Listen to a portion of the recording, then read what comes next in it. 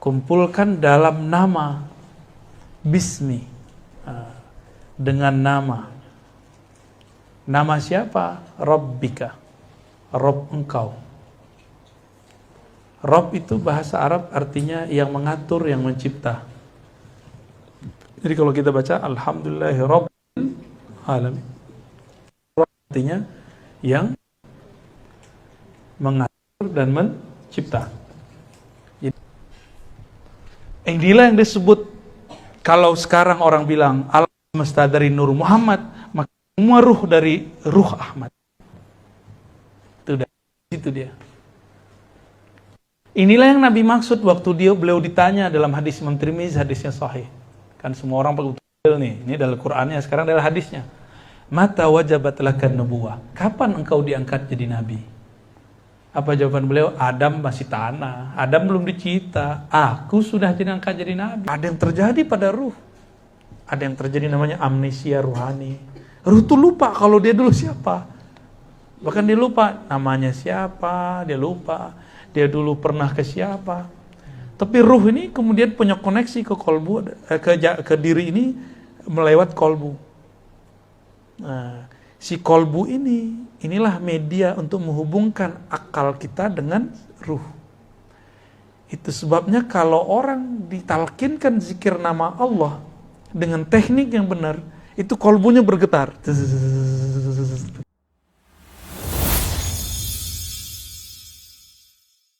Bagaimana cara mengumpulkannya?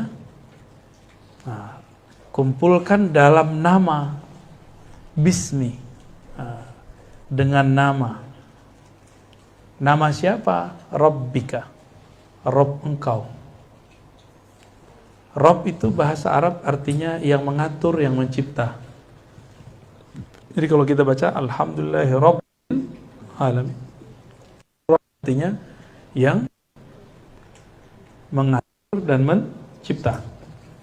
Jadi yang membuat kita bisa duduk malam ini di sini itu ada sifat Allah yang disebut Rabb. Maka istilahnya rububiyah, ya. Pernah dengar istilah rububiyah? Rububiyah. Mana nih pembatas? Ini aja nih.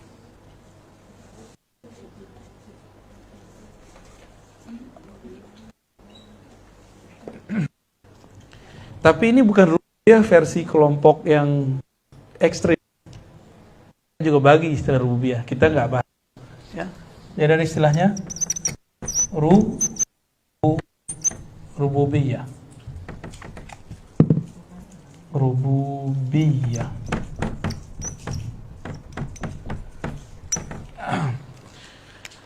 Rabb berarti secara harfiah tadi apa? Pengatur, pencipta. Tapi secara makrifat apa arti Rabb, rububiyah? Keesaan Allah yang terpancar pada makhluk, itu artinya. Itu arti pertama. Ada arti keduanya. Keesaan Allah dalam keragaman makhluk. Makhluk banyak nggak? Ini kita aja malam ini udah ada berapa orang? Sebanyak ini kita, itu Allah nggak kerepotan loh ngaturnya. Umi ngatur anak beberapa repot nggak, Mi? Pasti repot, walaupun seneng. Ya. Kita ngurus badan aja repot. Allah tidak pernah repot ngurusin orang. Ustadz pernah numbuhin rambut nggak? Numbuhin rambut, beneran? Numbuhin gigi, nggak ya? Kok kuku manjang, gigi nggak manjang? Itu kenapa ceritanya itu? Berarti bukan kita yang urus kan? Nahan uban keluar. Nah, itu namanya Rabb, Rabbul Alamin, pengatur alam. Maka di rambut itu ada alam. Di rambut itu ada alam. Di kuku itu ada alam. Maka kuku itu bisa manjang.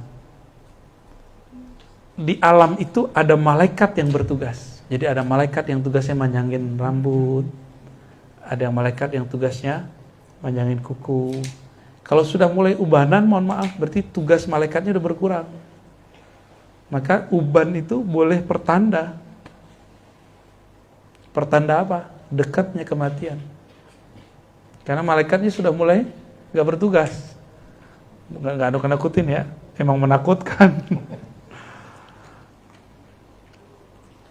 Nah, ini kata yang paling saya suka itu, Rabb. Rububiyah itu keesaan Allah dalam ragaman makhluk. Allah itu nggak pernah kerepotan walaupun ngurusin umat yang banyak. Kita baru ngurusin badan sakit pala aja udah pusing.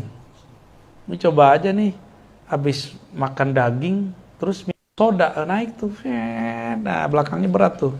Ya, Allah nggak pernah repot ngurusin begituan.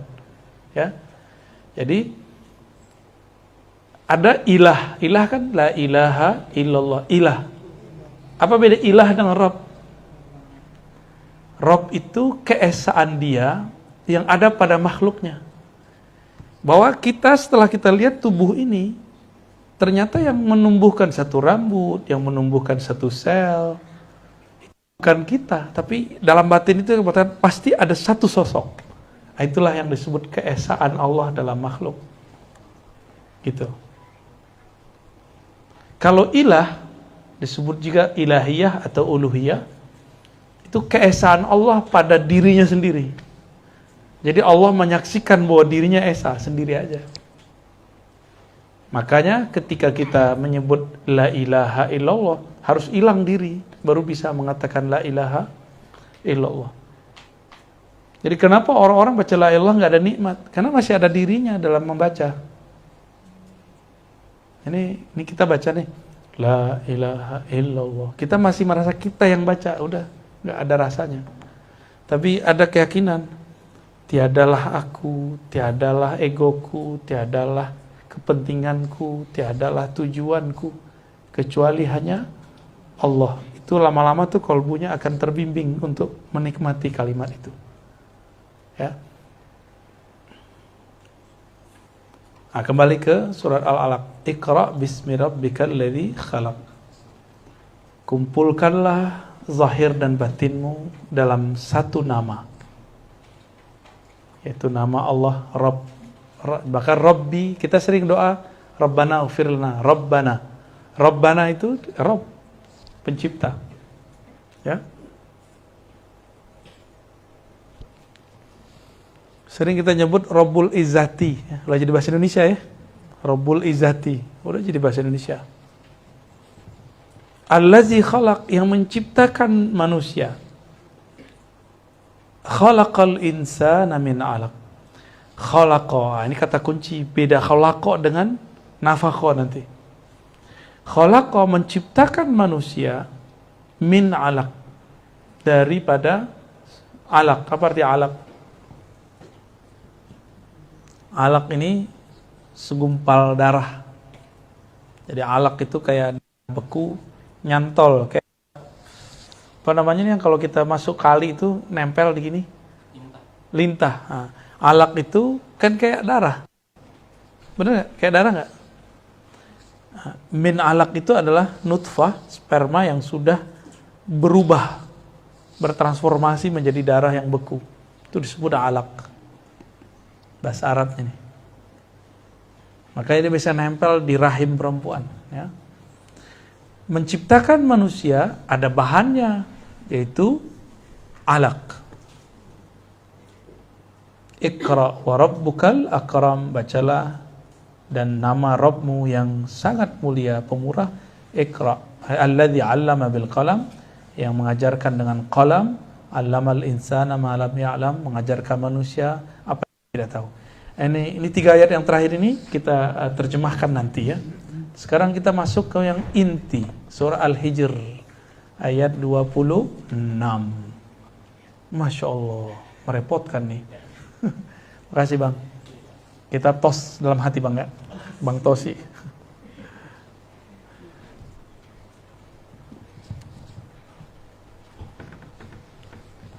Ini perlu diingat-ingat ya, rububiyah sama uluhiyah bedanya apa? Ini beda akidah kita sama Salafi. Salafi juga bahas uluhiyah, rububiyah, tapi beda pemahamannya sama kita. Mereka bagi tauhid jadi 3. Ini pembeda kita dengan salafi ya. Kan Umi jangan-jangan nonton lagi nih. Enggak, ya. Oh, ngecana aneh. Boleh. Boleh nonton yang lain, tapi harus punya filter gitu. Kita nggak ngelarang orang ngaji sama siapa aja. Yang penting punya filter. Jadi di luar sana ada kelompok yang membagi tauhid jadi 3, uluhiyah, rububiyah, asma wa sifat. Tapi dengan itu dia membidahkan tayawasul. Dengan itu dia membidahkan ngambil berkah. Padahal tauhid bukan begitu. Ya. Kita masuk ke sini. Ini ayat tentang marifat ini. Jadi Allah itu sisip-sisipkan marifat itu di beberapa ayat. Ada yang hukum syariat, ada yang hukum zahir, ada yang hukum batin. Ini salah satu ayat-ayat tentang marifat. Ya. Walaqad khalaqnal insana min salsalin min hama'in masnun. Ini terjemahan bebasnya ya. Sungguh kami ciptakan manusia dari tanah, gitu aja deh, ya. Nanti yang mirip ada di surat Shad. Shad ayat 71 ya. Shad ya, sama. Ya. Begini juga cuma bahasanya lebih ini. Wal janna, dan jan, masih ingat bulan lalu ya? Kita membahas tentang Banul Jan, keturunan jan. Wal jan, dan kelompok jan itu mbahnya jin. Bisa juga diartikan jamaknya jin, tapi saya nggak sepakat. Yang jan ini satu klan besar di alam semesta yang sudah ada sebelum manusia. Jadi sebelum manusia ada nih dia ada duluan. Dari apa dia tercipta? Khalaqnahu, kami ciptakan min qablu, dari sebelum manusia. Ini dalil kalau Banul Jan, bahwa klan jan, klan jin, klan api, mirip-mirip cerita Avatar kan? Ya, itu sudah ada min qablu, sudah ada sebelum manusia. Dari apa dicipta? Min naris samum, daripada api. Ya. Jadi cerita-cerita yang ada di imajinasi penulis-penulis komik apa segala macam, jangan-jangan mereka ngambil dari agama-agama tertentu. Gitu. Ini salah satu modelnya ya. Berarti sebelum kita sudah ada kehidupan di bumi, manusia klan tanah, tercipta dari tanah, ada klan api disebut Banul Jan, ya. Banu artinya anak keturunan, Jan, ya. Kenapa saya katakan ini bukan jamak? Wal janna khalaqnahu, bukan khalaqnahum. Yang bisa bahasa Arab paham tuh. Dan jan, moyangnya iblis, moyangnya jin, kami ciptakan dia satu, bukan kami ciptakan mereka, tapi kami ciptakan dia. Berarti jan, mbahnya jin, jadi keturunan dia disebut jin. Nah, jin ini disebut Banul Jan. Nah, Jan, Banul Jan, baru jin. Nah, Banul Jan ini dulu pernah berkuasa di muka bumi. Sebelum mereka ada manusia purba. Tapi manusia purba itu gak banyak. Kalau berdasarkan teks yang saya baca, paling cuma 70. Tapi satu manusia purba hidupnya 1000-an tahun lebih. Bahkan lebih dari 1000 tahun. Ada yang 7000, ada yang 10.000. Dan mereka berjalan tuh. Ada yang jalan dari Afrika. Itu bumi itu masih nyatu tuh, beberapa benua itu masih nyatu. Indonesia ini masih nyatu dengan benua yang mana gitu. Saat itu mereka jalan kemana-mana. Makhluk purba. Disebut manusia kayak monyet, disebut monyet, dia kayak manusia. Tapi bukan monyet, bukan kera. Dia manusia. Nah, bahasa paling gampang manusia purba. Ya, manusia purba.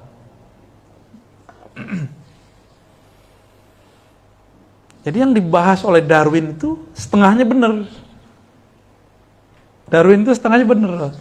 Ini pembahasan antum waktu HMI dulu ya.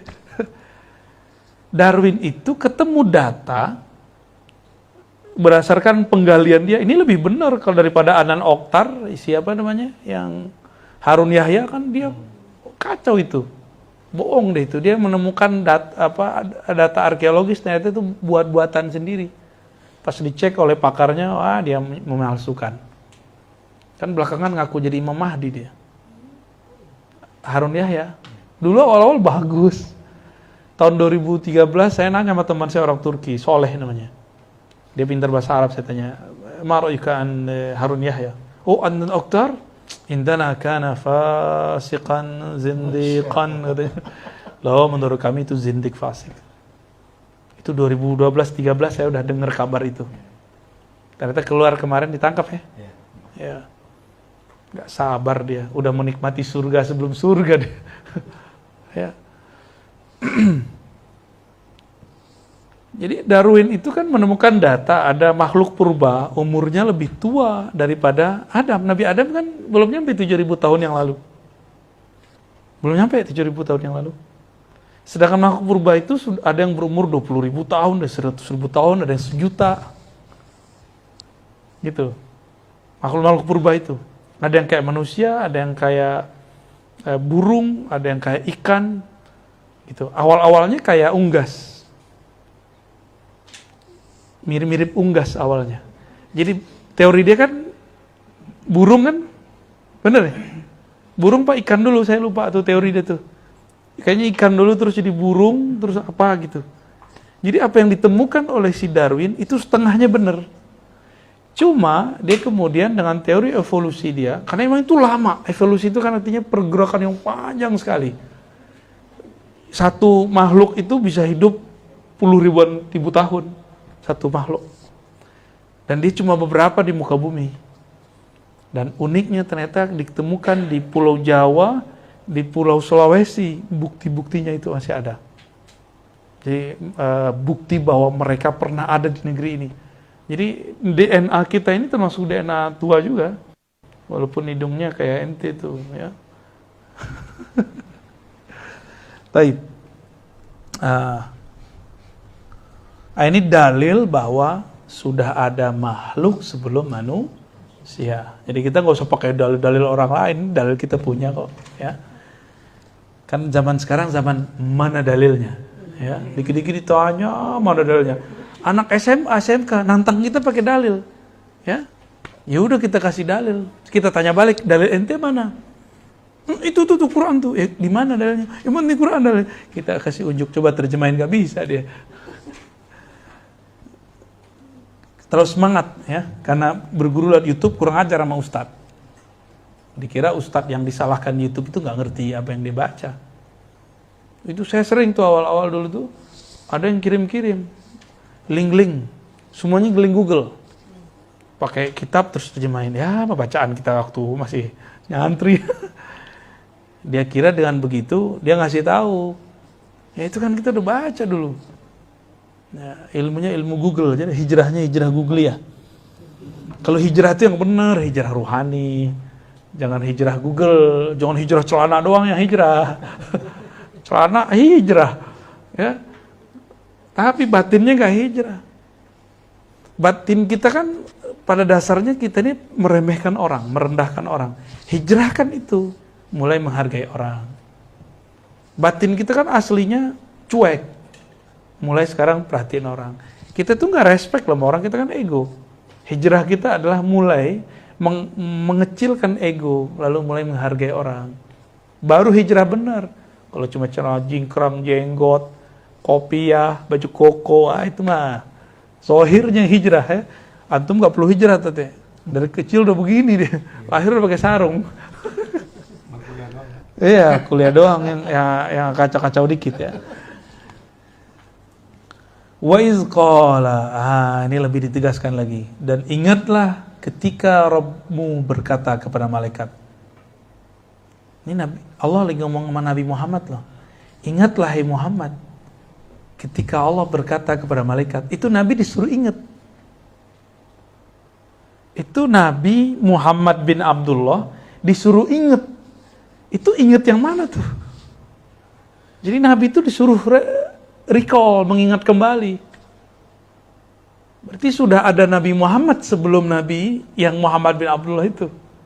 Maka dia diperintahkan, wa izqala, dan ingatlah ketika berkata Rabbmu, Tuhanmu kepada malaikat. Saat itu sudah ada Nabi Muhammad, cuma bukan fisiknya. Gitu. Nanti Ani tulis ya, ada penjelasannya itu. Pernah nggak ada yang nafsir begini sebelumnya, Tat? Jangan-jangan aneh sesat lagi menurut antum. Kalau salah tegur aneh. Jadi ingatlah olehmu, wahai Muhammad, ya, ketika Tuhanmu berkata kepada para malaikat, ini sesungguhnya aku khaliqun, menciptakan bashar itu manusia. Ini rumusannya. Allah menciptakan basyaran. Jadi khalaqa atau khaliq. Tadi kan kita bahas khalaq ya dalam surat Iqra, surat Al-Alaq. Bismi rabbikal ladzi khalaq, dengan nama Rabbmu yang mencipta. Ini penjelasannya ini. Ini penjelasannya. Khaliq. Ini sesungguhnya aku menciptakan basyaran. Khaliq itu artinya mencipta. Ya, diingat-ingat ya, saya nggak tulis terjemahannya. Aku ciptakan bashar. Bashar itu manusia. Dari apa dicipta? Min salsalim min hama'im masnun, dari tanah. Nah, ini terjemahan bebas saja ya. Daripada tanah.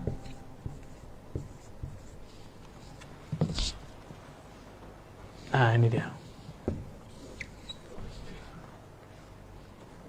Jadi kalau khalaqa atau khaliqun pasangannya dari tanah, dicipta daripada tanah. Ini penting sekali. Bahwa kita dicipta dari satu bahan namanya tanah. Ini tubuh ini. Ini disebut bashar, tubuh ini. Dari ujung rambut sampai ujung kaki, bahasa Arabnya bashar. Ya, atau insan. Tapi ada sisi lain kita nih.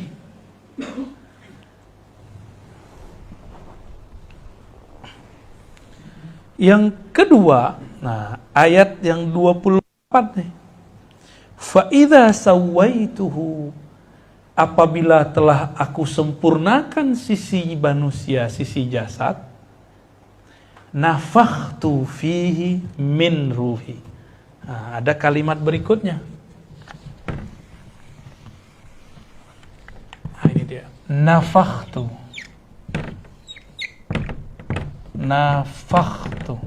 Apa arti nafakhtu?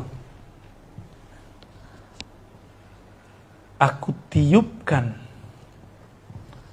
ya, padanya manusia, min, daripada ini entah badan saya gendut apa, udah mulai nggak enak nih gerak. Ruhi, apa arti ruhi? Ruhi, ya, rohku. Aku hembuskan ke dalamnya, aku tiupkan ke dalamnya rohku. Begitu kalamnya.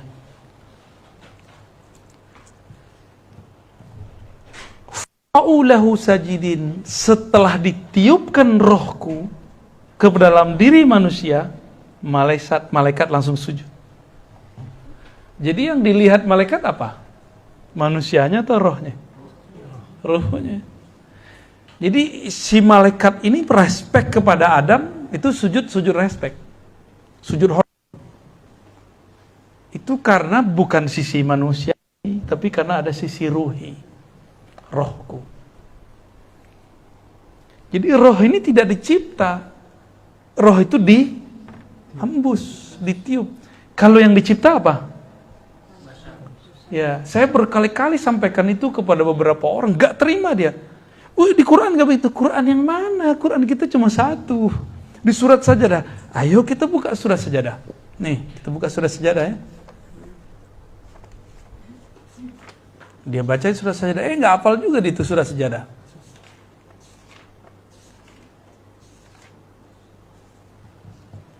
Ayat 7 sampai 9. Apa kata Allah? Surat ayat 7-nya, wa bada'a khalqal insana min tin. Allah memulai penciptaan manusia dari tin, tanah. Tanah kan bahasa Arabnya tin. Setelah sempurna di ayat 9, summa sawwahu wa nafakha fihi min ruhihi. Lalu meniupkan rohnya. Bedanya sini pakai aku, di situ pakai ruhihi. Rohnya. Jadi Allah itu selalu menyebut roh dengan kata hembusan, menyebutkan tanah dengan kata penciptaan. Yang dikhawatirkan oleh si orang ini apa? Berarti separuh dari Tuhan ada di kita dong. Oh, salah paham ente. Ya. Saya kalau menghembus, itu diri saya pindah nggak ke situ? Ya enggak, ya kan? Coba kita hembus balon, pindah nggak diri kita ke situ? Enggak, tapi energi kita ada di situ, gitu. Waktu kita hembus semua nggak, atau pasti disisain kekuatan di sini? Pasti disisain. Makanya min sebagian. Boleh diartikan sebagian. Boleh juga diartikan min dari. Min ibtida namanya. Dari, bersumber dari rohku. Bisa juga diartikan sebagian dari hembusanku. Bisa dua-duanya, gak ada masalah. Gak akan merubah tauhid. Justru inilah sebenarnya tauhid yang dimau. Kalau paham ini, kita tahu ntar jalan pulang. Ini penjelasannya panjang nih tentang kata ruh ini. Sampai kiamat gak beres-beres nih ngaji ruh. Ini yang ditahan Nabi ketika Yahudi ngejek-ngejek Nabi. Yas'alunaka 'anir ruh, mereka bertanya kepada engkau mengenai hakikat ar-ruh. Katakanlah min amri rabbi, itu urusan Rabbku. Amr itu nafakh. Iya. Itu urusan gua, kayak begitu. Lo gak usah urus-urus. Tapi itu perkataan untuk Yahudi. Kalau untuk ke Nabi kan enggak. Nabi berikan ilmu ruh.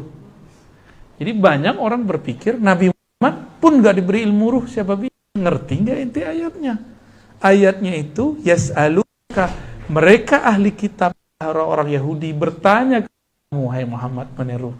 Katakanlah hai Muhammad kepada mereka ahli kitab, kamu hai ahli kitab, berikan ilmu mengenai ruh. Yahudi bertanya kamu, hai Muhammad, meniru.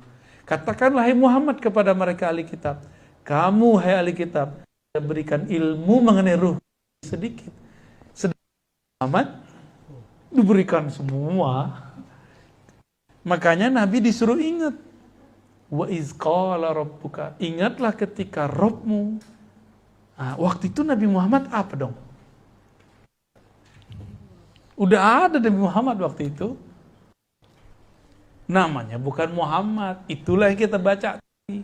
Ahadatullah Ahmad Ruhullah Muhammad Habibullah. Jadi saya baca begitu, ada dalilnya, ini dalilnya. Orang kalau nanya itu zikir dari mana? Itu dari Quran. Ya, disarikan dari Quran itu zikirnya. Kita nggak boleh buat-buat sendiri zikir. Sul adab sallallahu alaihi wasallam ya. Nah, ketika disebutkan ingatlah, ini yang kita sebut Nabi Muhammad waktu itu namanya Ahmad. Apa pangkatnya Ahmad? Ruhullah. Ruhullah. Sumber hembusan pertamanya itu namanya Ahmad. Coba Tat, kalau ada ayat Kul huwallahu ahad. Beda sama Ahmad cuma berapa huruf? Beda sama Ahad cuma. Jadi dari Ahad ke Ahmad itu cuma satu hembusan. Jadi semua ruh kita ini bersumber dari Ahmad Ruhullah. Inilah yang disebut, kalau sekarang orang bilang alam semesta dari Nur Muhammad, maka semua ruh dari ruh Ahmad. Itu dia. Inilah yang Nabi maksud waktu beliau ditanya dalam hadis Imam Tirmizi, hadisnya sahih. Kan semua orang pakai nih, ini dalam Qur'annya, sekarang dalam hadisnya. Mata wajabat lakan nubuwah. Kapan engkau diangkat jadi nabi? Apa jawaban beliau? Adam masih tanah, Adam belum dicipta. Aku sudah diangkat jadi nabi. Namanya Ahmad. Nih, saya sul adab sudah pakai tangan kiri. Udah terpaksa kan nunjuk begini. Ya Umi ya. Besok di sini kali Mi. Ya, di sini ntar. Silakan diantar gimana caranya ya. Mungkin ada tempat apa kayak. Ahmad ini itu yang disebut kuntu nabiyan. Aku sudah diangkat jadi nabi. Adam belum dicipta. Itu Sahih Tirmizi itu. Imam Tirmizi murid Bukhari. Bukhari murid Imam Humaidi, Ahmad bin Hanbal yang lain. Mereka ini murid Imam Syafi'i. Nyambung ilmunya kan Nabi Muhammad sallallahu alaihi wasallam. Jadi kalau antum ada panik-panik Ustaz, baca aja itu Ahmad Ruhullah, Ahmad Ruhullah, Ahmad Ruhullah. Baca ijazah langsung tuh. Nanti ruhnya akan kembali itu kerinduannya. Nanti dia kuat lagi, energinya kuat lagi. Kita kalau lemah, kita ngadu emak kita kan. Sumber kita siapa? Emak kita. Sumber, jadi rahimnya alam, rahimnya ruh itu Ahmad itu. Dalam mimnya itulah. Saya kalau boleh sebut mim ini adalah rahimnya arwah. Ini istilah saya aja nih Ustaz, istilah bid'ah. Jadi mim ini adalah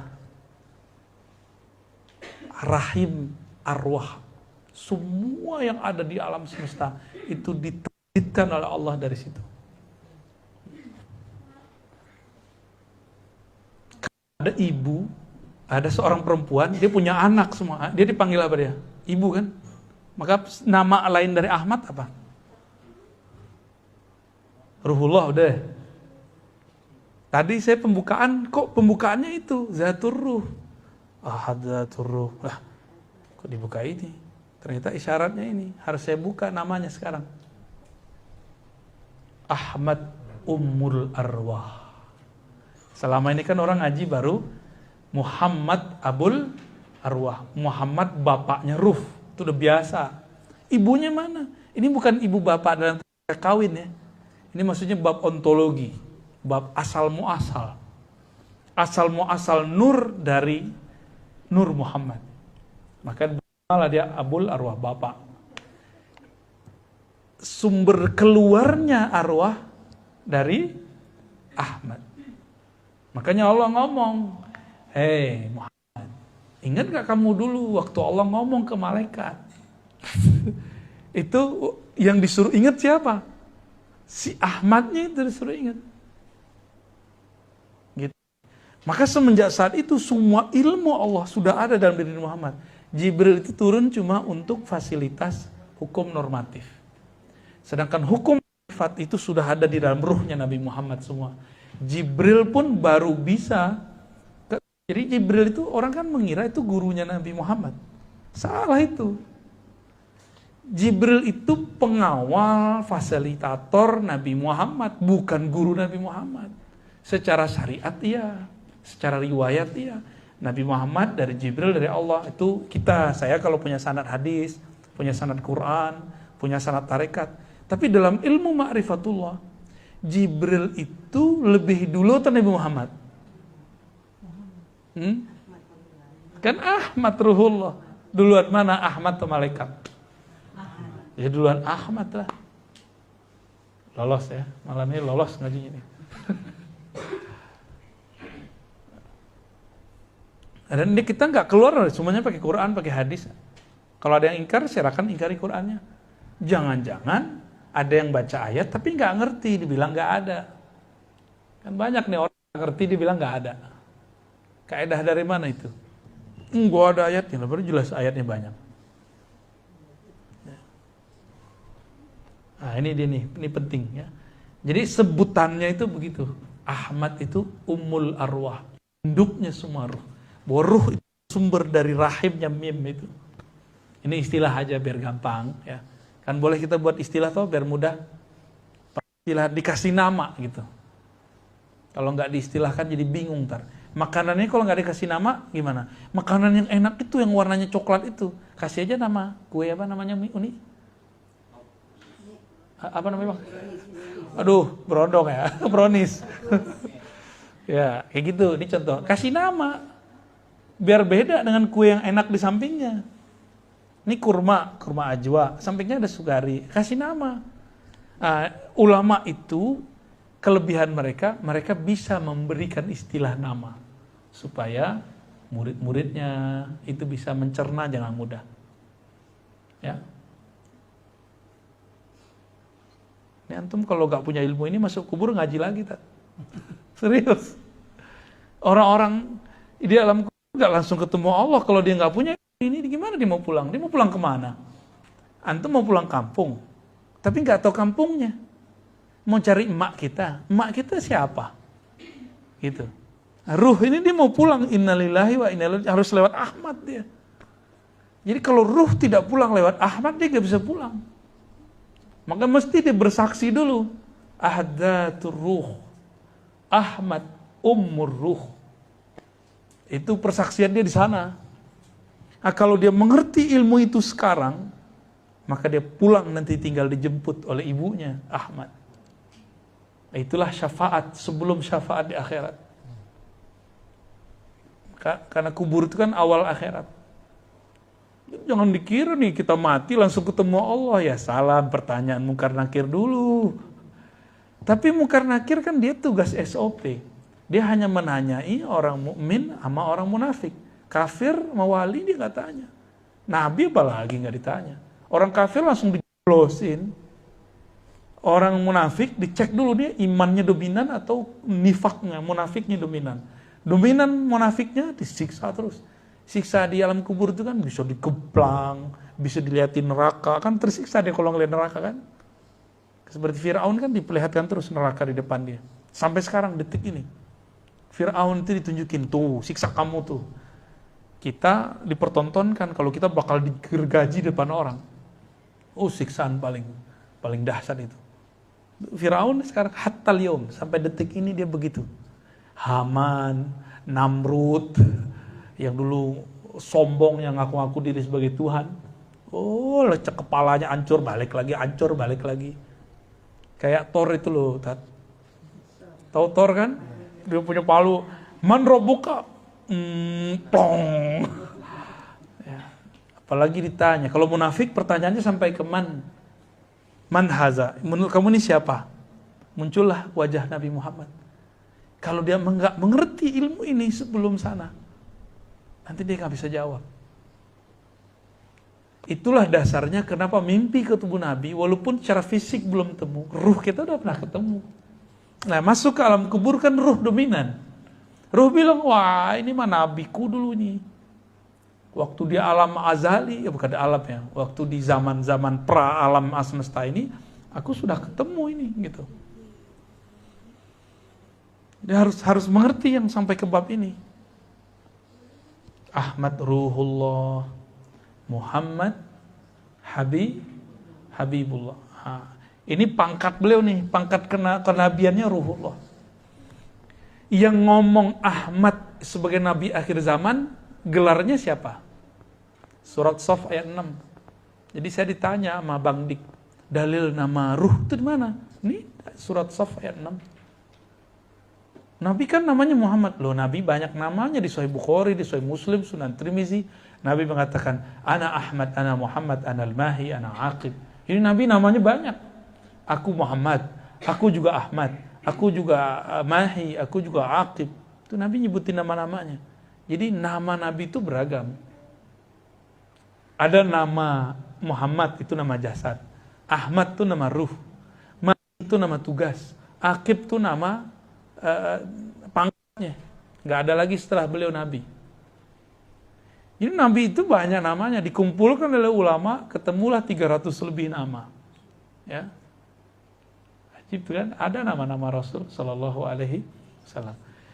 Kayak misalnya Ustadz nih, Ustadz kalau di kampung namanya apa Ustadz? Panggilan di kampung waktu kecil. Beda. Apa? Acung. Acung kan? Ini mancung. Acung. Jangan ngacung aja. Berarti nama kecil Acung. Kalau ada sekarang orang manggil Acung, Acung, pasti mulai kan, wah ada yang tahu gue, pasti orang kampung gue nih, gitu kan?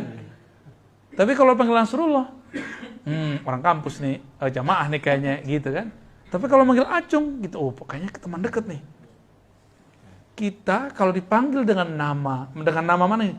Pak Doktor. Saya kan agak gini dikit tuh. Doktor. Abu ya, agak gaya-gayaan Ustadz dikit, ya kan? Dipanggil Arazi, bolehlah, sekolah, kampus. Kalau panggil nama kecil, saya kan punya nama kecil, Ari. Ari atau Hashim, dua nama saya nama kecil situ. Kalau orang manggil saya Ari atau Hashim, saya curiga nih, kayaknya orang kampung gua nih. Atau lewat WA gitu, lewat dulu ya, Instagram atau Facebook dulu. Kalau ada yang temen tuh pasti manggilnya pakai nama kecil. Nggak ada pakai nama Abuya, gitu nggak enak, justru nggak nyaman. Teman kecil manggil Abuya nggak enak. Walaupun adab dia begitu, nggak masalah, tapi kitanya ngerasa nggak nyaman. Dipanggil misalnya Pak Dosen, kan kampus. Pak Direktur itu di perusahaan. Apalagi?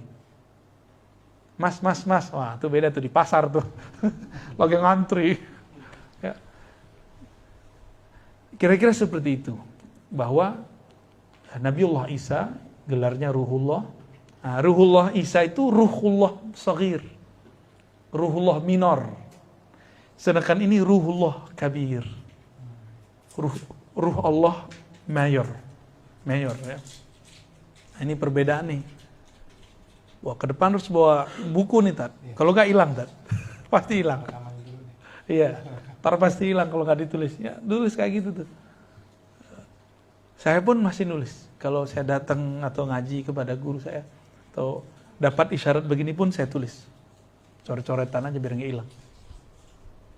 Karena ilmu-ilmu begini, ya menurut saya sudah langka sih. Harus diikat. Qayyidul ilma bil kitabah. Ya. Gimana terjemahannya? Ikatlah ilmumu dengan menulis ya.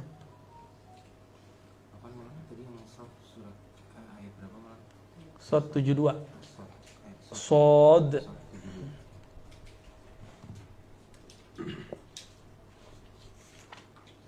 Antum mau lihat Sod?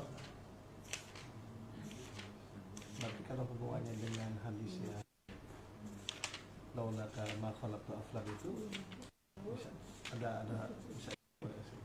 Ini pertanyaan bagus nih. Gimana dengan satu riwayat laulaka ma khalaqtul aflaq? Kalau bukanlah karena engkau wahai Muhammad tidak aku ciptakan alam. Kita luruskan dulu nih Tat ya. Ini kebetulan doktor hadisnya yang keluar ya. Bukan doktor filsafatnya yang keluar nih. Itu bukan hadis Nabi. Bukan hadis qudsi, itu namanya ilham qudsi. Ilham yang diturunkan Allah ke walinya waktu menjelaskan wa ma khalaqtul jinna wal insa illa liya'budun, surat 56 ayat 51. Ya benar ya? Yang lalu. Tuh kan gak diulang kan? Surat Zariyat surat 51 apa 56? Surat 51 ayat 56. Wa ma khalaqtul jinna, tidaklah aku ciptakan jin dan manusia, aflak alam, illa liya'budun, kecuali untuk menyembahku. Ini sebenarnya dalil Nur Muhammad, Ustaz. Dalil Nur Muhammad paling sahih itu ayat itu. Coba anaknya nih sama antum. Yang paling sempurna menyembah Allah siapa? Nah, berarti alam ini dicipta karena Rasul bukan? Tidaklah aku ciptakan jin dan manusia untuk menyembahku. Yang paling lengkap menyembah Allah siapa? Rasulullah. Dibahasakan ulang, kalau bukan karena engkau wahai Muhammad, aku tidak ciptakan alam semesta. Karena engkaulah yang betul-betul karena engkaulah yang betul-betul menyembah aku. Itu maknanya. Itu namanya ilham qudsi. Ya, turun juga kepada saya dapat juga kalam itu. Tapi ini bukan hadis, ini cuma ilham. Kita harus bedakan yang bukan hadis, jangan disebut hadis. Jadi bukan hadis qudsi. Ilham kudusi. Ilham kudusi. Ya. Ilham kudusi ya ulama yang nulis. Ulama. Cuma ulama ini kan ulama ahli hakikatnya ada yang ahli hadis, ada yang enggak. Dia karena dapat kalau itu ditulis saja hadis kan, sama kayak mana arafa nafsahu faqad arafa rabbahu. Semuanya kan dari Allah juga, tapi kalau nggak turun lewat Nabi, kita nggak boleh sebut itu hadis. Kita salah adab ke ahli hadis. Tapi semua penceramah hampir semua bilang hadis qudsi semua. Iya, karena dia nggak ngerti ilmu hadis, Tat. Walaupun semua penceramah ada 1 juta, ada 1 miliar penceramah mengatakannya, yang mengerti ilmu kedokteran ya dokter bukan jamaah. Yang mengerti hadis ya muhaddis. Ya, ini PR kita nih, Tat. Saya ketemu di Malaysia, di Pontianak, di Sumatera, di Jawa, hampir semuanya mengatakan hadis qudsi, kan repot kita. Ini kan jadi senjata nanti untuk menjatuhkan ilmu tasawuf. Bukan hadis. Ya. Jadi itu penjelasan Allah itu menjelaskan sendiri kepada wali-wali Allah secara ilhami. Kan ilham gak terputus. Yang terputus kan wahyu. Ilham gak terputus, sekarang masih jalan. Detik per detik, menit per menit, jam per jam, itu wali-wali Allah dapat ilham terus. Gak wali ini, wali ono. Gak wali ono lagi gitu. Begitulah terus. Ya, antum mau tak dapat ilmu itu? Harus. Ya. Nanti yang ngurus Umi Susi itu ya. Tapi ujiannya berat. Ketemu walinya ada yang kayak Wan Sehan. Ada walinya antingan, ya kan? Ada walinya, zohirnya depan antum nggak sholat, dia sholat. Cuma diuji nih, kalau orang syariat, dia nih suuzon apa gimana? Kawan kita suuzon sama salah satu guru saya. Lah, subuh kok nggak sholat sih? Naik lantai 2, so ada gurunya di situ. Yang di bawah siapa, yang di atas siapa? Itu kejadian tuh. Ya, ya begitulah. Nah, ini sudah mulai masuk nih sebenarnya ya. Jadi kita sudah masuk ke Ahmad Ruhullah. Ini baru penjelasan awal nih. Orang kan nanya dalil, ini dalilnya. Dalil-dalilnya dari beberapa surat tadi ya. Ya. Wah, udah jam 10 nih. Kasihan ini bocah-bocah nih. Gimana deh? Imut-imut amat sih pakai jilbab. Ngaji nggak ngantuk ya? Wah mantap. Kayak itu ya virus ya. Virus anaknya Buya Asfi ikut nyatet pagi. Ajib. Oke. Jadi kalau ini bagian terakhir, kalau orang ngomong inna lillahi wa inna ilaihi rajiun, kita ini milik Allah, kembali kepada Allah. Mau kembali gimana caranya? Mau pulang ke asal gimana caranya? Kalau kita mau pulang kampung, ya kita cari rumah bapak, emak kita.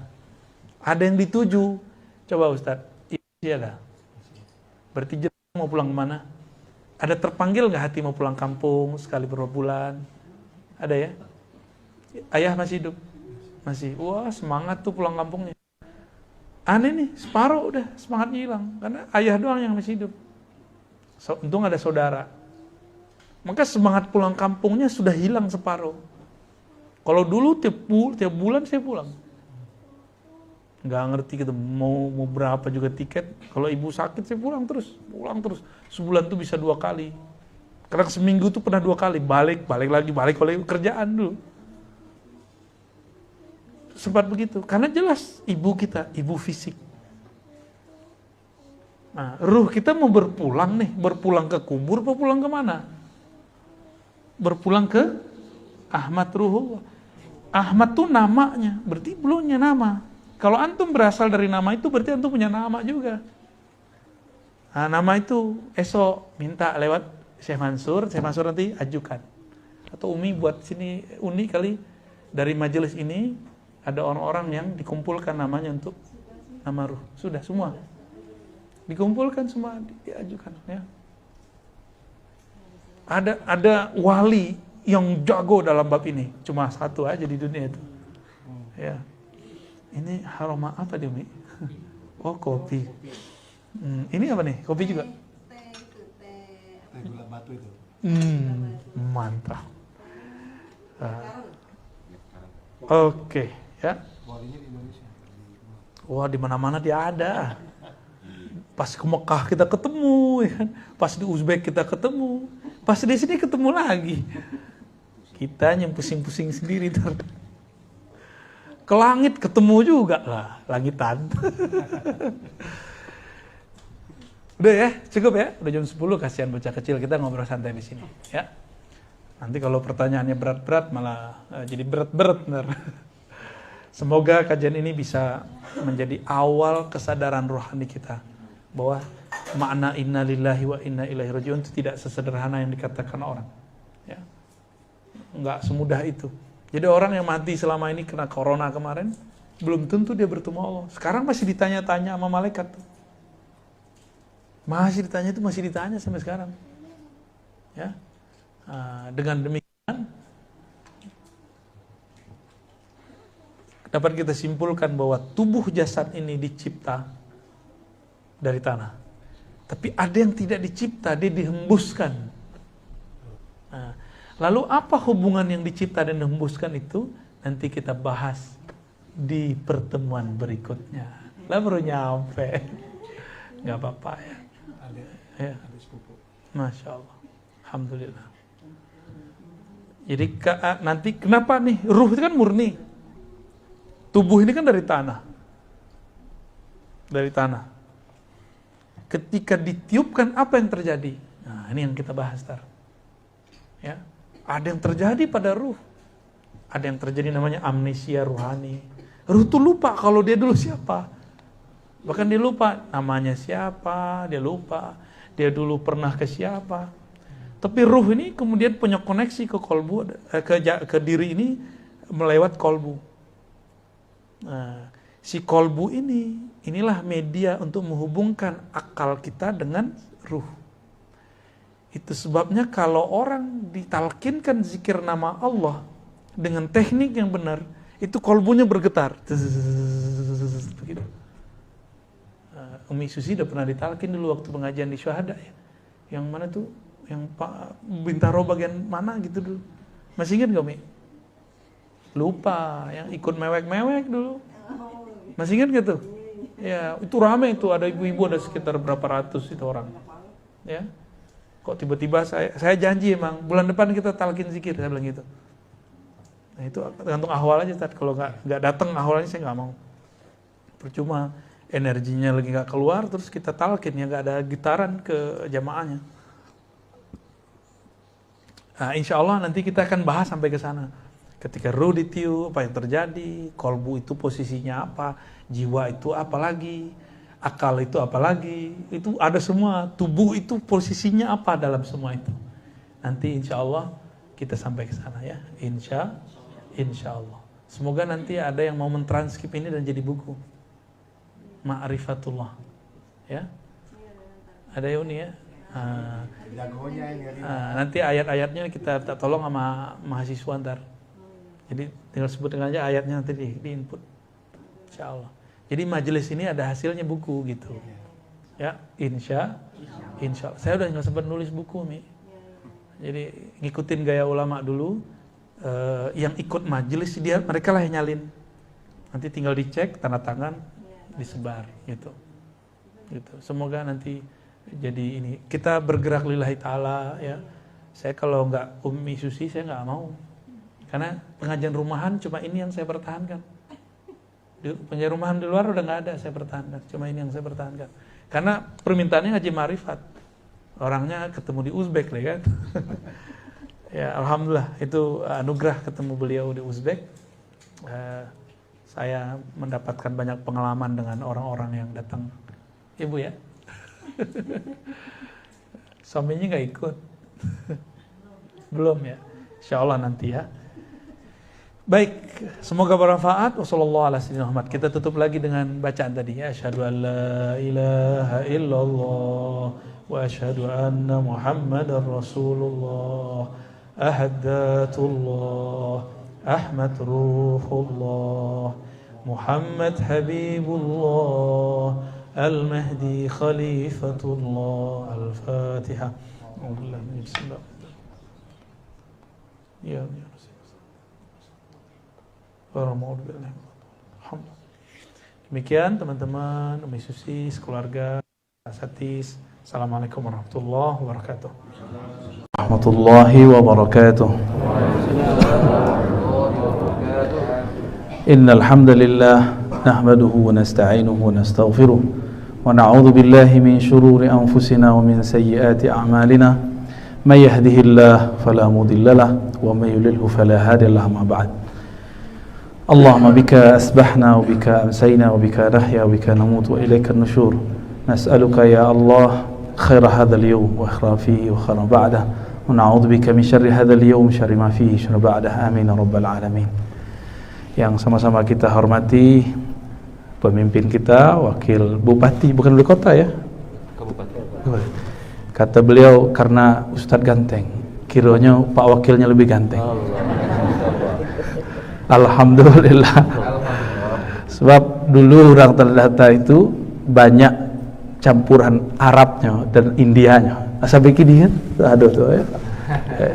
Mungkin Bangla, macam-macam lah. Alhamdulillah. Dan itu unik-unik. Ada Cinonya juga. Ini tak boleh benci ke Cina, tak boleh benci ke India, tak boleh benci ke Arab. Kita cinta semua makhluk Allah. Ya, itulah makna dari rahmatan lil alamin. Begitu juga Pak Camat, Pak Pengurus dan sahabat-sahabat kami para asatiz, kawan-kawan. Ternyata ada yang jauh dari Piaman juga nih ya. Kawan dulu sama sekolah ya, ahli hadis itu, tapi pura-pura jadi awam. Nyamar dia. Baik Bapak Ibu sahabat dimuliakan Allah, tema kita apa Pak Yunus? Silsilah akidah Ahlussunnah. Sebelum mengenal silsilah akidah Ahlussunnah versi tanah datar ya, insyaallah. Ambo bertanya, si Mabua jauh atau dake? Dake dari siko. Alhamdulillah. Kumango? Dake siko jauh. Dake Pak Wakil. Alhamdulillah. Jadi nanti jelas ambo cerita yang mah. Nanti ada namanya Syekh Maksum, tapi sejarahnya perlu ditelusuri ulang ya. Syekh Maksum itu seorang ahli qalbu, dan mereka semua ahli qalbu, belajar di Mekah, Madinah. Nanti yang akan berceritakan. Yang paling tua itu Syekh Ismail Al-Khalidi As-Simaburi, begitu di kitab. Simaburi berarti orang matu, Simabur. Maka ambo datang ke sekolah agak merinding. Wah, udah arah-arah Simabur mah. Ya. Kami punya sanad zikir, ya. Ambo sebutkan sanad ambo. Sanadnya lah turun ke Payakumbuh, kasih 7. Tapi nak tahu di Simabur talhado dan memakai itu tidak. Ya. Kalau nak ada kita balikin soalnya. Ya, kita pindahkan kembali. Kami mengambil ilmu zikir dari Syekh Nuruddin. Syekh Nuruddin itu meninggal, kami masih muda, kemudian dilanjutkan oleh muridnya Maulana Kasri, masih hidup. Gurunya Syekh Nuruddin mengambil dari Maulana Ayas Sultani. Beliau murid dari Syekh Abdul Wahid As-Salihi, pendiri PRT. Beliau ngambil dari Maulana Zahid. Maulana Zahid itu masih di belakang, ada masjid Usang di belakang terminal Payakumbuh Kota Nampe, ada namanya Masjid Usang. Tapi orang lama menulisnya Angku Soy, nama aslinya Tuanku Syekh Zahid. Jadi berubah dengan lahjah orang lokal. Beliau ngambil dari Syekh Ilyasin, itu di daerah Sungai Dareh. Setuju ya? Syekh Ilyasin mengambil ilmu zikir tuh dari Syekh Muhammad Jamil yang disebut sangat alim dan sering bersurat-suratan dengan Syekh Sulaiman Zuhdi di Mekah. Orang yang kemudian menikah aja orang Barula. Barula masuk tanah datar Pak Wakil. Tapi dah kayak ke Payakumbuh ya. Itu di Barulah ada namanya Masjid Taqwa. Kalau kita arah ke Piladang, ambulah lupa kira-kira sebelah Suuk. Kalau dari Siko kita belok arah ke Situjuh. Nanti ada Masjid Taqwa, tapi sudah jadi masjid biasa. Dulu itu tempat belajar zikir, belajar kitab. Beliau ngambil dari mintuonya, namanya Syekh Muhammad Tahir Al-Khalidi, dan lama di Mekah boleh disebut Al-Makki. Syekh Muhammad Tahir. Syekh Muhammad Tahir itu dulu mengaji pertama ke orang Simabuah. Syekh Ismail Al-Khalidi As-Simaburi. Siapa yang bernama Syekh Ismail kok? Apakah hanya besar di Tanah Data? Enggak. Hanya besarnya di Mekah. Jadi ilmunya orang Tanah Data dulu mambiak di Mekah langsung. Di mana berguru? Di depan Masjidil Haram ada namanya Jabal Abi Qubais. Kini diambil dari pemerintah, dijadikan seperti istana lah ya. Istana. Dulu itu tempat suluk. Tempat suluk ngaji kitab. Semua tarekat ada di situ, tarekat zikir. Kini karena musuh-musuh Islam itu tahu kebangkitan rohani umat Islam ada di ahli zikir, maka mereka mencoba memisahkan ahli zikir dari umat. Maka dimunculkanlah kelompok yang atas nama agama memusuhi sufi, memusuhi ahli tarekat, yang mana mereka dulu mengislamkan negeri kita. Jadi dulu itu diambil di Mekah tuh, Syekh Ismail. Syekh Ismail berguru kepada Sayyid Abdullah Afandi Al-Makki. Beliau zuriat Rasulullah sallallahu alaihi wasallam. Di negara banyak zuriat Rasulullah. Sebenarnya banyak. Akhirnya cuma bertahan di Pariaman dengan gelar Siti. Itu Siti itu artinya zuriat keturunan Rasulullah sallallahu alaihi wasallam. Tapi di Tanah Data ada gelar itu Pak Wakil. Tak ada. Nasab, sedangkan nasab agamu kepada ayah. Maka orang-orang Piaman, orang agam lah ya, rantaunya orang agam kan itu. Itu gala dari ayah atau dari mama? Ada DP dua-duanya.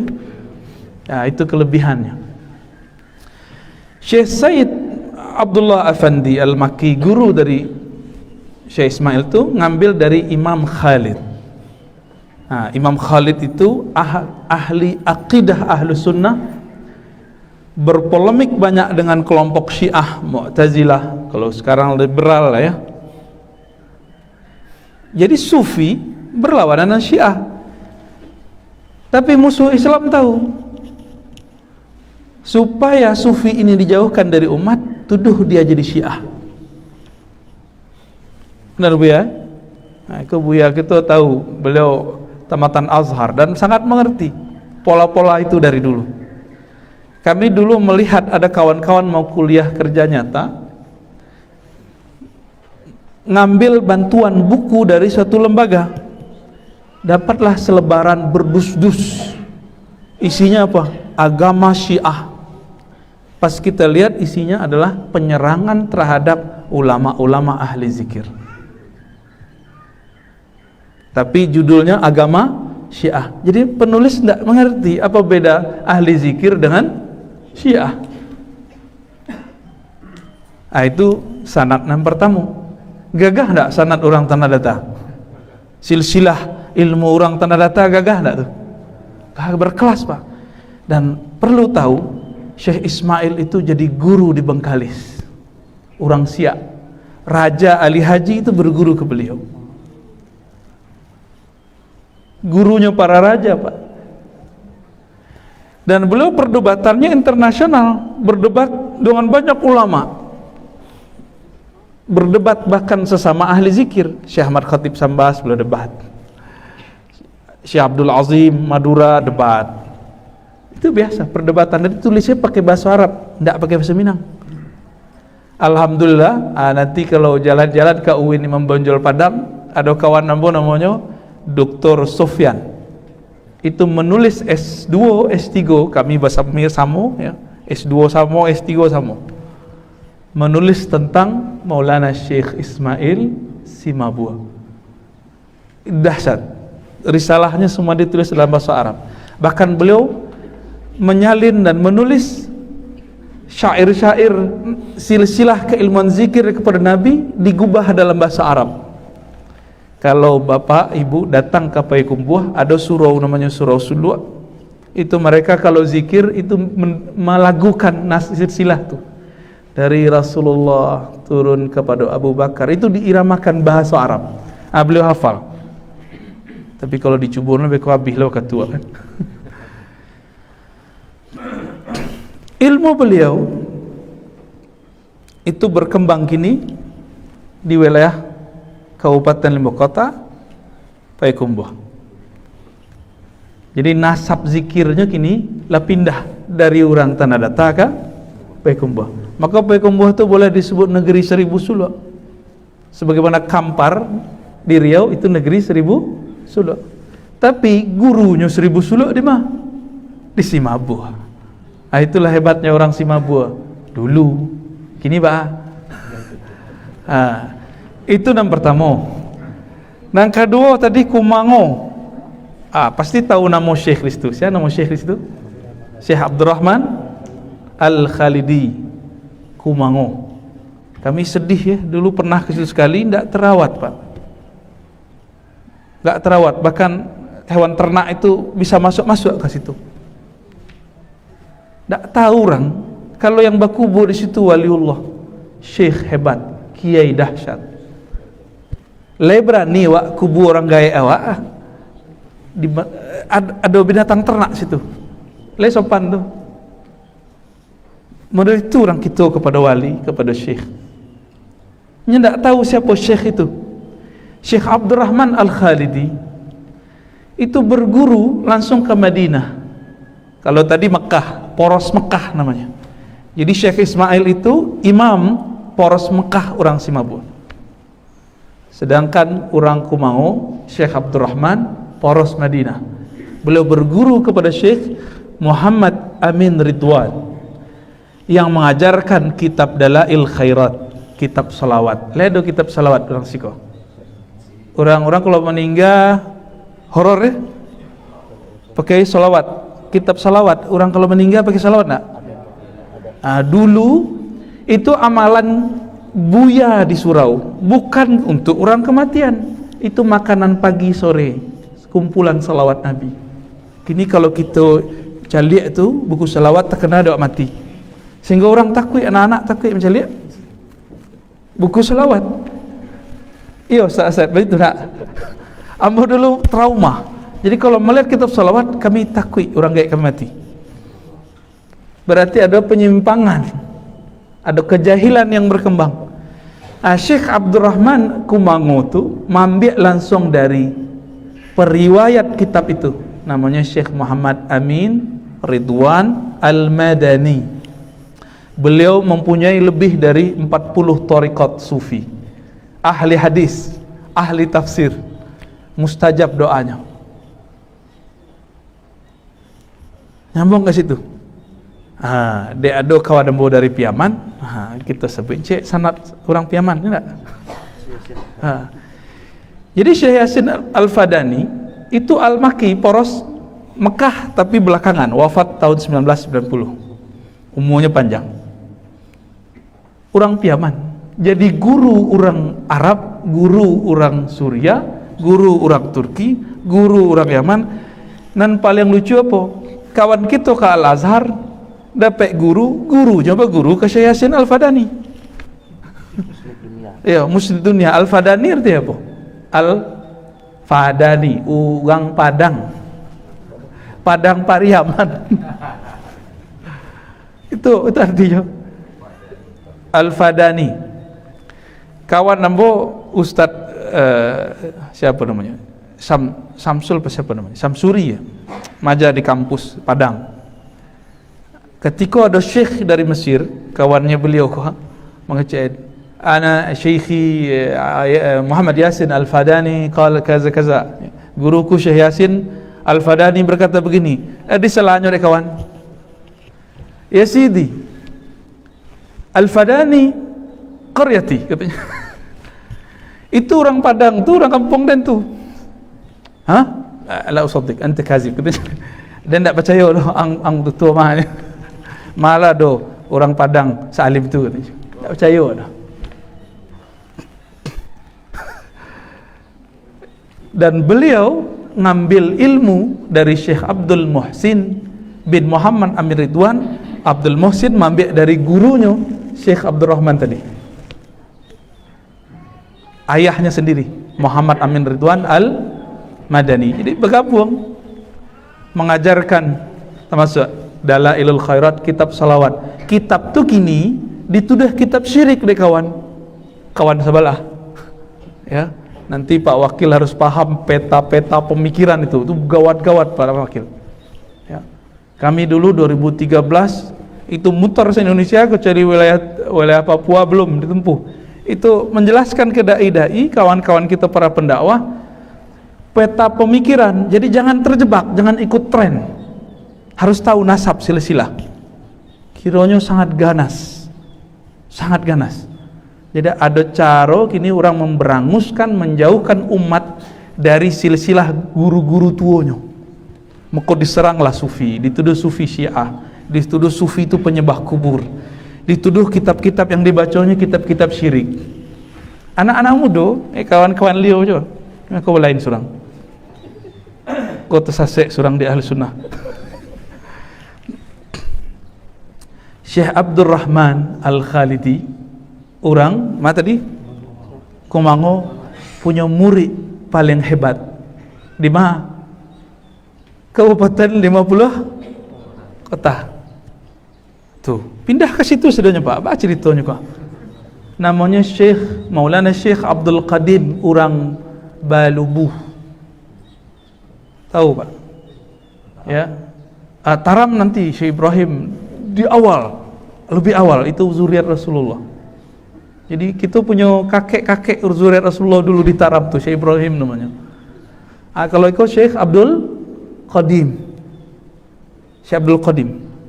Syekh Abdul Qadim ko sudah mengaji kepada gurunya Syekh Muhammad Saleh. Syekh Muhammad Saleh itu orang Padang Kandih, termasuk Kabupaten 5 kota. Akhirnya beliau ngajilah kepada Syekh Abdul Rahman, baru pulang dari Madinah, ambil kaji. Maka berangkatlah beliau ke Tanah Datar, sampai di Kumango Basuluk di situ, ambil kaji Tariqah Samaniyah dan Tariqah Jazuliyah, dan kemudian mambek Silek Kumango. Silek Kumango itu kiranya pecahan dari Tariqat Naqsyabandiyah plus sama Niyah yang kini disyirik-syirikkan dek kawan tu. Bah kira-kira lain nama guru kadang gitu dianggap syirik dek orang tu. Lain nama Pak. Jadi kalau sampai kalamko ke orang Kumango, tolong rawat balik tempat itu. Kalau bisa kita hidupkan balik di situ. Itu tempat bersejarah. Tempat bersejarah itu poros ulama Madinah. Itu bisa jadi disertasi itu Pak. Ya. Kalau bisa di Padang kan ada UIN, ada UNAN, yang ada sejarahnya apa UNAN apa UNP. Itu bisa kajian sejarah. Sejarah keilmuan ulama Tanah Datar. Bisa masuk dan itu puas gitu. Kitab-kitabnya banyak, risalahnya banyak. Tapi masih tulisan tangan. Ya, ada yang di Belando, ada yang di Perpus Nasional, dan kini banyak dikumpulkan oleh adinda kami, Apria Putra, Tuanku Muda Khalis, ahli sejarah Minangkabau sadanya Pak. Nanti kalau Pak Wakil mau menelusuri sejarah Tanah Datar, ulamanya di kepalanya sadanya. Kitab-kitabnya apa, ini silsilahnya apa. Ini punya blog namanya Surau Tua Blogspot, nanti cari. Dan itu orang internasional datang ke beliau sekedar bertanya. Ada orang cari manuskrip ya. Ilmu-ilmu orang Tanah Datar kini ditampung dari orang 50 kota. Kami berharap nanti ada saatnya pulang balik ya, amin ya rabbal amin. Maka cocoklah undang orang ahli-ahli sejarah tu, biarkannya bercerita bah hebatnya.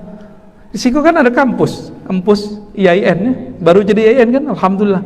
Nanti doktor-doktor di situ kan bisa cerita kalaunya ahli sejarah, insya Allah ya. Apa yang mereka ajarkan? Ini bagian akhir yang mau sampaikan. Salah satu yang mereka ajarkan dari akidah Ahlussunnah yang ambo harapkan itu jadi tren nanti, sifat 20. Mengaji sifat 20. Allah wujud, qidam, baqa. Kalau ingin membangkitkan kembali bantang tarandam kebangkitan spiritual, intelektual, akidah Ahlussunnah, mulai dari akidah yang sahih. Carilah guru yang pakar sifat 20 yang bersanad, bersilsilah, bernasab, yang bersambung nanti kepada imam-imam kau tadi. Jadi gelarnya sudah imam seharusnya, Imam Ismail, udah boleh ya. So, karya-karyanya luar biasa. Yang kini hati-hati, sifat 20 itu dianggap oleh kawan sebelah itu apa? Bid'ah, ajaran sesat. Itu cara meruntuhkan, itu biasa. Kira-kira dulu kita melakukan enggak? Ya, Allah wujud, qidam, baqa. Antum yang bisa nyanyi, Syekh. Aneh enggak bisa, Syekh. Beliau dengar langsung, ini orang Lintau. Lintau masih tanah data. Iya, kirain tanah penaki-daki. Kelok-kelok.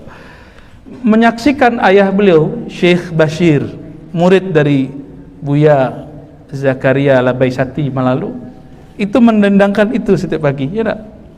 Pagi, sore, Allah wujud, qidam, baqa. Nah, itu hasilnya. Alhamdulillah. Jadi kalau bisa nanti nggak hanya gerakan subuh, tapi ada gerakan melakukan antara, mensyairkan kembali, menghidupkan dan menjadikannya sebagai zikir. Kalau orang Jawa menyebutnya puji-pujian. Antara azan dengan iqamat atau sebelum azan. Dulu itu berkembang di Makkah, di Madinah, sampai datang kelompok Wahabiyah 1924, itu diberantas oleh mereka. Nah, itu yang kita sedihkan ya. Jadi sejarah di tanah data bukan hanya sekedar batu batikam ya. Boleh yang rekes-rekes itu Kubur Rajo ya, itu sejarah pra-Islam. Yang post-Islamnya, setelah Islam masuk, itu lebih canggih dan lebih bisa dipertanggungjawabkan. So, kitab-kitabnya banyak ya. Semoga ini awal dari pemanasan ya. Semoga apa-apa ibu-ibu, adik-adik, kawan-kawan, para asatis angik telinganya. Kalau bisa berang kamu kan. Wassallallahu ala Muhammad. Silakan kalau ada yang didiskusikan Pak Yunus. Ya. Boleh Bapak bertanya kalau Ada yang bertanya, Pak? Atau konfirmasi?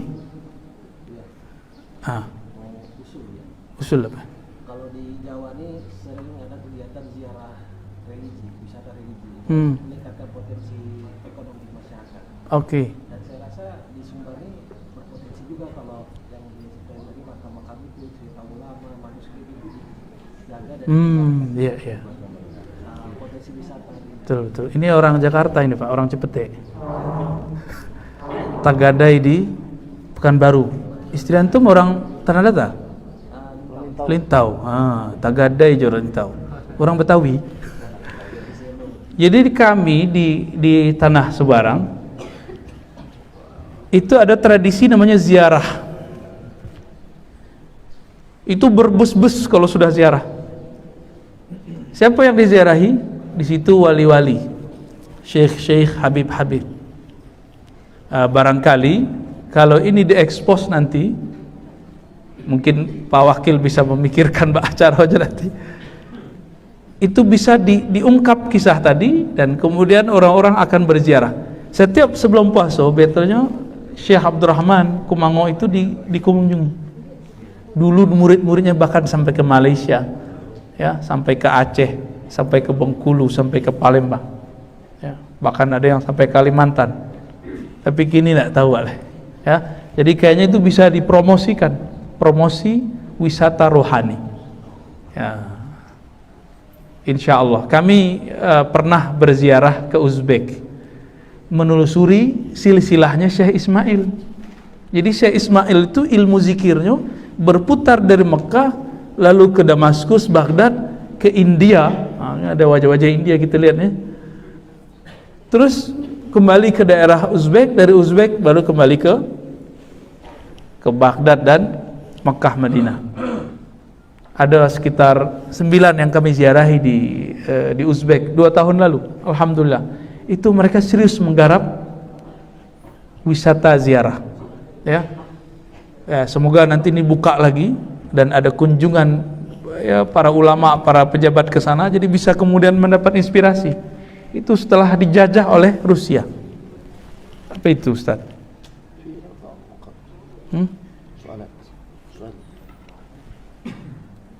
Apa hukumnya tidak bermazhab? Wah, pertanyaannya jauh ini. Baik, kita ada pertanyaan ini. Tadi usulan ya, Pak Wakil. Apa hukumnya tidak bermazhab? Kita tanya dulu, apa arti mazhab? Mazhab artinya ajaran Nabi yang disederhanakan dan dirapikan, disistematiskan oleh para imam. Muncullah puluhan mazhab, bahkan ratusan mazhab, karena imam-imam mazhab itu tidak semuanya punya murid yang ilmiah secara penulisan, maka bertahanlah cuma 4. Imam Abu Hanifah Hanafi, Imam Malik Maliki, Imam Syafi'i, Imam Ahmad ibn Hanbal. Mereka punya murid, itu nulis kalam gurunya, kesimpulan-kesimpulan paham gurunya, memahami Quran dan Sunnah. Orang awam yang beragama baru hijrah mengira imam mazhab itu membuat agama baru di dalam agama Islam, ya kan? Padahal mazhab itu bukan, tapi kesimpulan imam atau imam merapikan hadis-hadis yang berserakan. Dulu hadis-hadis kan belum dibukukan di masa imam-imam itu, kecuali cuma beberapa. Imam yang nulis buku hadis, Imam Abu Hanifah, disimpulkan dari buku beliau, jadilah mazhab Abu Hanifah. Wafat 150 Hijriah. Kini empe balik 42. Ya, Imam Malik nulis kitab Al-Muwatta. Imam Syafi'i kitab Al-Um. Disimpulkan oleh beliau, jadilah mazhab. Imam kita tadi baca apa? Kunut. Itu mazhabnya apa? Syafi'i. Orang awam berpikir, yang baru belajar agama besoknya akan adu-adu. Gak boleh ikut imam mazhab, ikut langsung Rasulullah. Nah, gitu. Kini itu cara orang membrainwash kawan-kawan yang baru belajar keagamaan. Hasilnya, kawan-kawan yang sedang jos, sedang semangat ngaji, menentang imam mazhab atau bermazhab. Akhirnya muncullah kini gesekan. Mungkin di Tanah Data belum kelihatan, Pak. Kalau di Kabupaten 50 Kota, di Payakumbuh, oh itu gesekannya dahsyat. Itu dari zaman udah mulai. Wah, antum buka rahasia nih, Ustaz. Kalau sudah mulai, harap para umarok kita, para ulama kita mulai bekerja sama dan sampai kita kecolongan. Ya. Sejarah Padri itu kan Tanah Data, Agam 50 Kota. Tapi Padri itu ada macam-macam. Ada Padri yang moderat, ada Padri yang ekstrim. Hati-hati, Pak. Padri yang ekstrim, orang adu ayam, itu sampai adu ayam itu dibakar. Itu dakwahnya ekstrim. Kalau Padri awal yang ada di Cangkeng dulu, Syekh Jalaluddin, itu beliau pelan-pelan. Muridnya pulang, 3 haji pulang dari Mekah, melihat pergerakan Wahabi, terinspirasi. Guru kita tuang kunan tuo kok lambiak, apa istilahnya? Lelet. Lapayah dakwah begitu. Enggak, kapan umat berubah? Akhirnya mereka enggak sabar, main bakar-bakar. Dan itu tertulis dalam sejarah. Jadi jangan dikira sejarah Padri itu aman. Sejarah Padri itu 2 jenis, Pak. Kita bisa buktikan di manuskrip-manuskripnya, di sejarah-sejarah lainnya. Ya. Ada yang nggak berkaitan dengan bakar-membakar itu, justru dibakar. Imam Banjol, tuanku Imam Banjol Pasaman. Jadi Pasaman, beliau Syekh Mudo. Ya. Nah, nanti kita cerita jaringan-jaringan yang lain itu. Itu jaringan tuh banyak di kepala, keluar lo sadonya abih lo katua. Tapi kalau bercerita tentang jaringan itu yang lebih mengerti Adinda Tuanku Mudo Khalis Apriya Putra yang berceritakan. Silakan undang beliau ya, cerita tentang Syekh Abdurrahman Kumango, Syekh Ismail. Nanti dia datangkan Pak manuskrip karya ulama itu. Jadi tokoh-tokoh Bapak Ibu itu dulu, dua imam tadi, itu punya karya. Le sampai ke orang Simabua, le sampai ke orang Kumango, le sampai ke wilayah kita siko. Apa nama sampai kita Pak Wakil? Malana. Kan dah sampai dong. Nah itu disimpan kini le, Adinda Apriya Putra. Manuskripnya, tulisan tangan. Kalau bisa diundang resmi ya. Beliau ngajar di IAIN Bukit Tinggi ya. Taib, Ustaz apa hukumnya apa ini? Cinta imam baca tulisannya tulisan heliografi ini. Imam baca apa tuh? Oke. Imam baca kunut terus? Oh, makmum tidak. Apa hukumnya? Ini pertanyaan fikih, ini seharusnya antum yang jawab nih, Tar. Imam kunut, makmum tidak. Niatnya apa? Keluar dari jamaah atau sekedar tidak angkat tangan? Itu beda, Pak. Kalau si makmum berniat keluar dari kepemimpinan imam, maka sholatnya dihitung sendiri, tidak dapat pahala jamaah. Mufaraqah namanya. Sebab hadisnya sahih, innama ju'ilal imamu liyutamma bih. Imam itu dijadikan imam supaya diikuti, maka wajib mengikuti imam. Imam sujud tilawah, ikut nggak? Padahal haji sujud tilawah itu ya ada yang sahih, ada yang tidak sahih. Imam kunut, kita ikut kunut. Imam nggak kunut, kita biasa kunut, tinggalkan kunut, ikuti imam.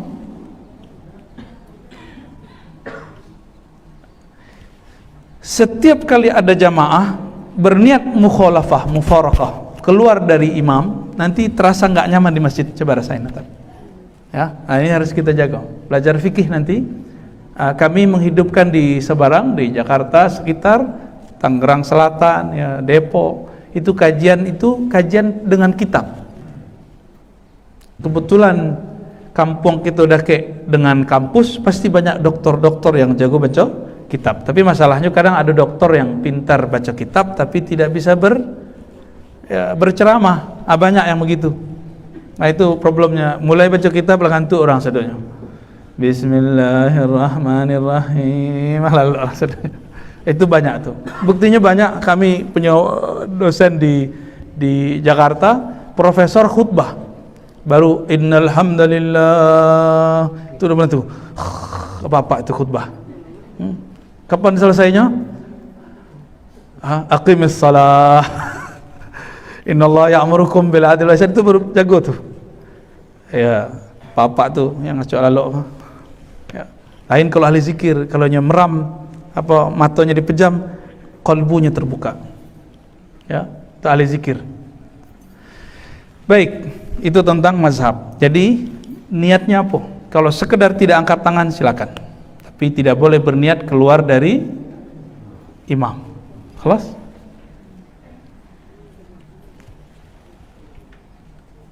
Apa hukumnya imam tidak baca basmalah dalam salat berjamaah?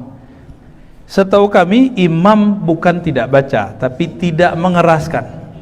Kalau tidak baca salatnya tidak sah, karena basmalah bismillah al-ayah wahida, al-ayah al-wahida min al-Fatihah, ya. Ayat pertama dari Fatihah.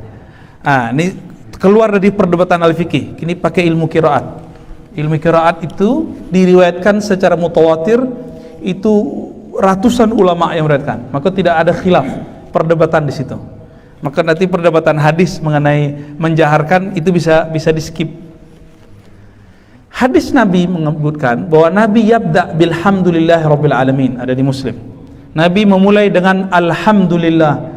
Kiranya alhamdulillah itu nama dari surat Al-Fatihah. Seperti Nabi mengatakan yaqra bikul huwallahu ahad, bukan berarti tidak baca basmalah. Nama surat itu dulu disebut dengan nama awal pertama ayat. Ya, setelah bismillah. Hamim sajadah dan lain sebagainya. Lalu ahli Quran, Quran itu kan diriwayatkan, Pak. Quran itu diriwayatkan. Kami punya sanad Quran lah, silsilahnya. Kalau sanad Quran ke Batu Ampa, Syekh Abdurrahman Batu Ampa, Madrasah Al-Manar. Pernah dengar, Pak? Ya, cucu beliau jadi tokoh di Lajnah, udah pensiun. Buya Mazmur, udah pulang kampung ya. Itu kalau dibuka di Quran ada Lajnah Tashih. Jadi Quran itu harus ditashih. Enggak boleh sembarang-barang cetak. Itu ada nama beliau. Keberkahan doa dari kakek-kakek beliau, Syekh Abdurrahman. Itu kita riwayatkan. Di dalam riwayat Al-Quran semua sepakat Bismillah itu bagian dari surat Al-Fatihah. La khilaf, tidak ada khilaf di situ. Karena ilmu qiraat itu lebih kuat dari riwayat-riwayat tadi, riwayat Muslim itu. Imam Malik dulu di zaman Imam Syafi'i belum ada Imam Muslim, baru Imam Malik. Maka Imam Syafi'i kemudian meninggalkan mazhab gurunya.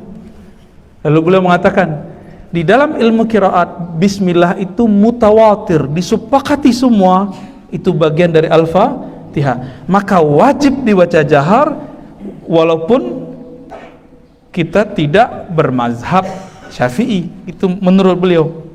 Tapi tetap saja beliau kalau sholat di masjid lain yang mazhabnya beda, beliau sirkan. Jadi ambo setelah tahu bab itu jaranglah tidak mengeraskan basmalah, selalu mengeraskan baca basmalah, bismillahirrahmanirrahim. Itu lebih kuat ya. Jadi kawan-kawan tuh pakai hadis ahad namanya, sedangkan Al-Quran mutawatir ya. Nanti kita jelaskanlah ilmu itu. Masih ada kan apa ibu kabar rajo kan apa ini nggak bisa baca nih. Apa tanda-tanda Ahlussunnah wal Jamaah? Apa tanda-tanda akidah Ahlussunnah, akidah fikih, tasawuf? Okay. Guru-guru dari ulama Al-Azhar, guru-guru dari kawan-kawan kita di Al-Azhar itu tahun 2016 membuat konferensi internasional di Chechnya, menghasilkan ijma', penguatan ijma' dahulu yang pernah disepakati. Ijma' kesepakatan ya. Apa itu? Ahlus sunnah itu 3 ciri-cirinya. Yang pertama, berakidah ahlus sunnah manhaj Imam Asy'ari. Imam Asy'ari itu mengajarkan sifat 20. Maka bapak ibu yang sudah belajar sifat 20 dari kita itu sudah ahlus sunnah. Alhamdulillah. Kini mau diganti orang tuh, uluhiyah, rububiyah, asma sifat namanya. 3 tauhid. Kini lah masuk ke buku-buku sekolah, masuk ke pesantren modern. Maka ini agak udah mulai menyeramkan ini Pak. Pertarungan ilmu akidah, keyakinan di dunia pendidikan mulai menyeramkan. Ya, ambo agak ngeri-ngeri sedap ngelihatnya. Tahu ISIS Pak? ISIS tahu? ISIS itu akidahnya uluhiyah, rububiyah, asma sifat, disebut 3 tauhid. Itu yang menghalalkan darah orang. Itu yang disebut akidah Wahabiyah itu. Tapi orang-orang Wahabi, Salafi ya, cuci tangan. Padahal itu muridnya yang mengajarkan akidah di ISIS. Syekh Madkhali punya murid menjadikan akidah orang ISIS itu akidah Wahabi dan beringas. Itu yang mau dihidupkan untuk memecah umat Islam. Dari poros lain ada Syiah. Jadi nanti Indonesia, mereka lagi sorot Pak. Nah ini kabar buruknya nih, Indonesia lagi disorot. Orang awak itu kan terbuka, sangat terbuka, kecuali orang Minangkabau, tol sana jadi-jadi ya kan? Lagi disorot, mereka lagi berebut. Wahabiyah dijadikan alat memecah aswaja Ahlussunnah.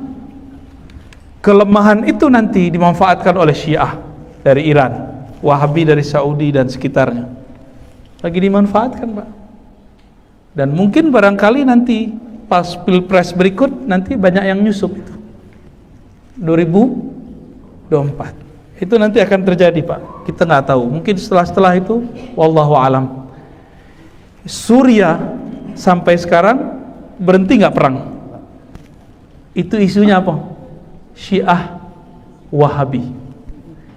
Ayah dari guru kami dibunuh sedang ngajar, Syekh Muhammad Sa'ir Ramadan Al-Buti. Dibunuh Pak, lagi ngajar tafsir di mimbar gitu, nggak buka tafsir, dibom, nggak mati. Tiba-tiba ada penyusup berdiri, tembak, mati. Syekh Muhammad Sa'ir Ramadan Al-Buti. Kami dulu mengajarkan kitab itu di UIN, ya. Pak, kira-kira akan kita biarkan? Hah? Mau diam? Mau tetap tidur? Kami tidak mau polemik, Ustaz. Ke laut aja ya. Nggak bisa, kita harus mulai buat daurah-daurah Ahlussunnah ya, teman-teman Nazar nih ilmunya banyak, kelebihan energi, tapi nggak ada yang memanfaatkan. Nanti buat TMUI di mana, di madrasah, buat daurah-daurah Ahlussunnah, daurah kajian sifat 20 gitu. Nanti kalau perlu kita datang ya, insya Allah. Daurah sejarah nanti kita duet dengan Adinda Apriya Putra ya, Tongku Mudo Khalis, insya Allah kita buat petanya Pak, biar ketahuan sejarah hebat kita, insya Allah. Orang kalau tahu sejarahnya dia akan bangkit. Kalau nggak tahu sejarahnya ya lalu pura-pura bongak ya, emang ya bongak ya. Yang kedua, ciri Ahlus Sunnah bermazhab yang 4 atau salah satunya. Kita di negeri kita, mazhab kita apa? Syafi'i. Mereka mengatakan, harus ikut salaf. Salaf itu artinya apa? Ulama terdahulu abad pertama, kedua, ketiga. Imam 4 itu semuanya dari abad kedua, ketiga. Abu Hanifah abad kedua, Imam Malik abad kedua, Imam Syafi'i abad kedua masuk ketiga, Imam Ahmad abad ketiga 241 Hijriah, Hanbali. Mereka lagi batalkan Pak semua itu. Yang ketiga ini yang paling berat. Seorang takut disebut gila. Ayo, kalau batarikat gilu. Nah, itu isu-isunya dulu. Apa? Bertasawuf tariqat Imam Ghazali, Imam Junaid. Dari Imam Junaid, Imam Ghazali itu muncullah nanti Naqsyabandiyah, Samaniyah, Syaziliyah, Syatariyah, banyak nama tariqat. Di Indonesia ada lembaga khusus yang kemudian memonitor itu, namanya Jatman. Tapi karena Jatman berafiliasinya dengan salah satu organisasi besar yang orang Minang mungkin tidak cocok sebagian, kan tidak laku Jatman sih kok. Ya, tapi prakteknya banyak di negeri kita. Ya, disebut thariqah sahihah atau mu'tabarah. Jadi pencirian akidah Ahlussunnah yang moderat itu iyo belajar sifat 20. Yang kedua iyo berfikih, minimal fikih Syafi'i. Yang ketiga iyo belajar zikir, caranya bertarekat sufi yang bersanad kepada Rasulullah. Kalau enggak boleh lah dah. Karena banyak ada tarekat setan ada yo. Ya. Jadi kalau udah bertarekatnya tidak perlu sembahyang lagi. Kenapa sembahyang? Tanalah di badan wak. Nah, itu bahaya tuh. Itu bukan sufi itu. Awak tanalah. Wak, kecilnya. Itu bukan sufi Pak. Itu baru disebut kebatinan Syiah. Tapi itu bukan Syiah. Ya. Orang Syiah dulu gitu keyakinannya. Lebih kurang itu Bapak Ibu.